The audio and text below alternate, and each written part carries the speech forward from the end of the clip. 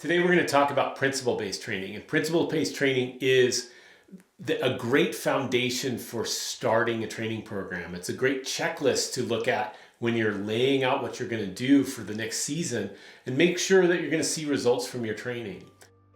There are 6 training principles that we consider the fundamentals, and then there are 2 more that I think might be even more important but are a little more nebulous, and so I want to go through each of those.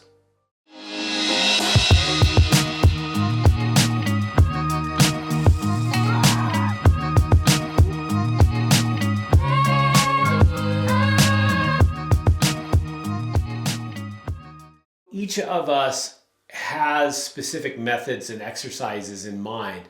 I want to try a specific set and rep scheme. I want to do this time on, this time off on the hangboard. Well, that stuff is important, but those are simply methods. And if we're really going to follow through on training, we need to be what we call principle-based, where we follow these general rules that work every single time. The first training principle we're going to talk about is specificity. Specificity is overloading your body in a way that is similar to the performance event. Now, lots of us think of specificity as simulation, where we set a problem just like the crux of a climb we want to do, but really specificity starts one step back from there. There are 2 facets to specificity. One of them is motor specificity. The movements are similar to the climbing I want to do. And then they have metabolic specificity, where the overload is similar to what I'll experience in that climbing. For example, bouldering is motor specific to route climbing, but it is not metabolically specific to route climbing, because route climbing is usually less intense and takes a longer time. Motor specificity in a bouldering wall to bouldering outside is pretty high, and the metabolic specificity of climbing for 20-30 seconds at a time is also pretty high. And so we can marry together both metabolic and motor specificity and create really good exercises in that way. Now, sometimes it's hard to get both of those things, but we can still build fitness with things that are metabolically specific, but maybe not motor specific. For example, if I need generally better upper body endurance, swimming is metabolically specific to upper body endurance climbing. There are things that are different, of course. We know it's not the same thing, but we need to think in terms of both of these facets of it as we build our training.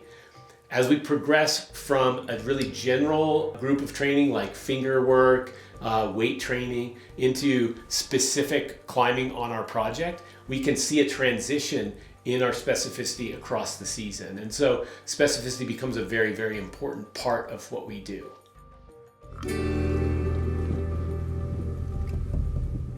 The second principle we're going to go over is intensity. And this is a really important thing because too many climbers will go at either too low or too high in intensity and not get the results they want from their training. Great example is the climber that always goes to the crag, climbs well within their comfort zone, and will always climb on those same routes. You'll see these people that have no fall days, day after day after day after day, and they will tell themselves the story that they're building their conditioning, they're getting their base up and whatnot. But generally what we see is that athlete has a hard time with getting any escape velocity from that habit. And so what we want to do is make sure that we're overloading our athlete in each one of these sessions. So when we look at this principle of intensity or overload, we want to make sure that we're going to a point that we're reaching beyond what we did before. If I'm going into the gym and bouldering and I just stay within that same grade range, I might not be moving forward as fast as if I get up there and I get on some things that I'm falling off of. Likewise, similar to our specificity, I can overdo it on overload. If I'm constantly going to failure in the weight room, if I'm constantly on the edge of breaking my fingers on the hangboard, or if I'm always trying one project and not able to do it, I'm too overloaded, and so I'm not able to get the volume I need. Progression is simply taking that overload and progressing it in the correct direction from where we start in a training phase. So if I'm trying to build my endurance in my upper body, my progression on the pull-up might be to do more repetitions. If I'm trying to build my strength, my progression would be to keep those repetitions the same but add load. But the progression is really critical. Where am I headed in my training is going to be a really important question, rather than just get in there and get things to be really, really hard. I need to progress them in the correct way. Variability is simply trying to build some breadth in your training rather than getting really good at one specific hand position, one specific upper body exercise, one kind of angle of training, is to bring in that breadth that is required by our sport. If all we did was pick a barbell up off the floor, we wouldn't need to have variability in our training. But the fact is every single move we do on the rock is different than any other move we'll ever do in some regard. The feet might be placed differently, the holds might be slightly different, the angle might be changed. And so we need to develop breadth there. And so when we design training, we might think, oh, I just need to do pull-ups, but maybe I need to do a few pull-up variations. Maybe I need to do some rowing with those pull-ups. Maybe I need a little bit more breadth in that training. And so the principle of variability reminds us that we need to get strong in different modes rather than just one or two or three exercises.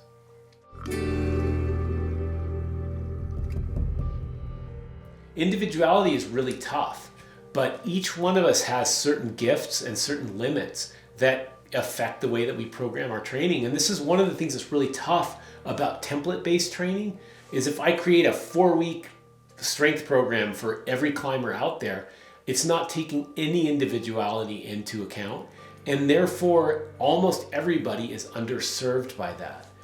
So when we build a template, or when we build our own workout programs, we need to say, what are my individual needs with this? Even my twin brother, if I had one, would train slightly differently than I do, based on individual things that we've done throughout our lives, that we've changed. We've gotten better at certain physical things, we've gotten worse at others, we have some injuries, other people don't have those. And so individuality becomes a really important part of that training, and understanding that your training partner might advance slower or faster than you do is essential to your own progress.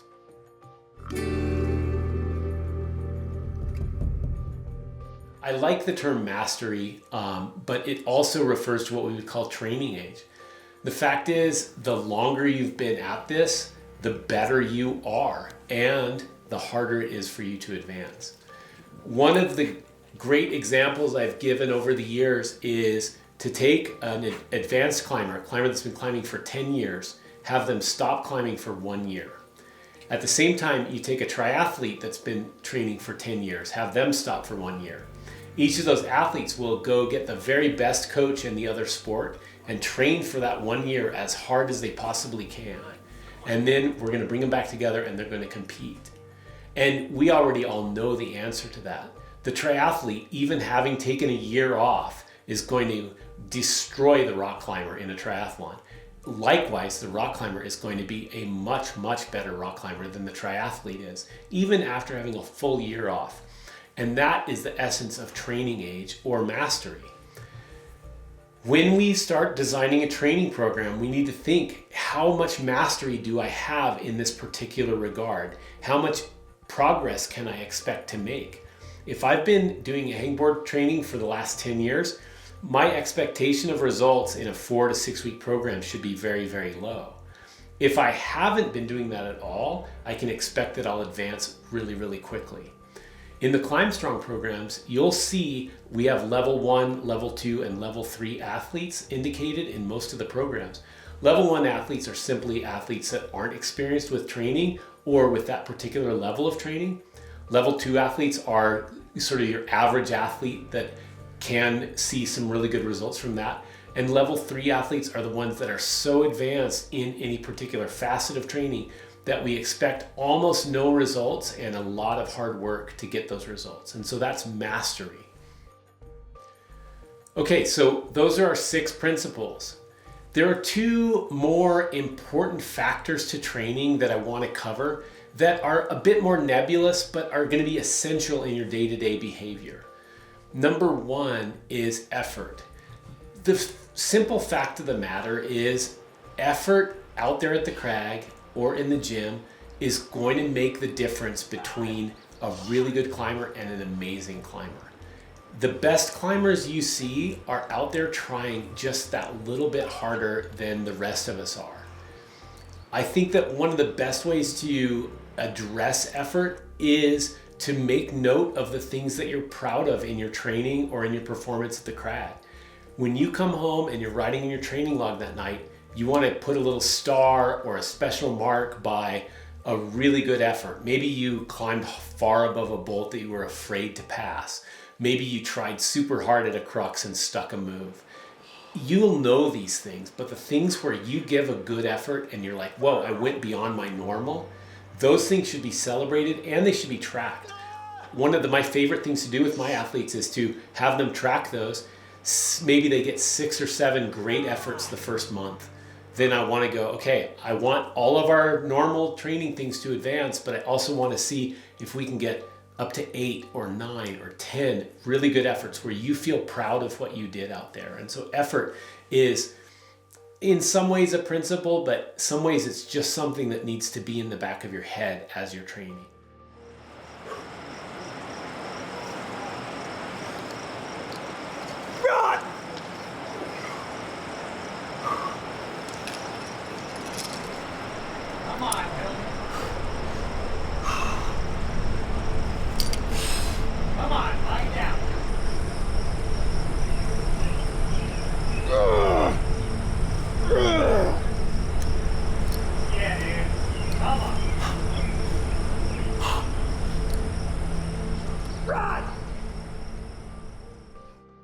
The final thing, the final bonus I want to talk to you about is what we would call simplicity.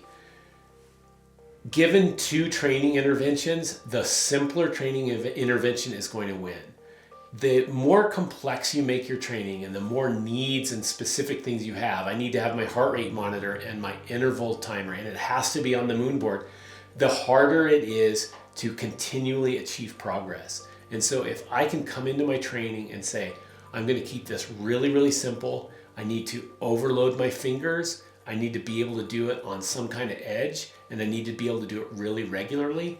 That training program is going to win every single time. And so when in doubt, go for the simpler of 2 options.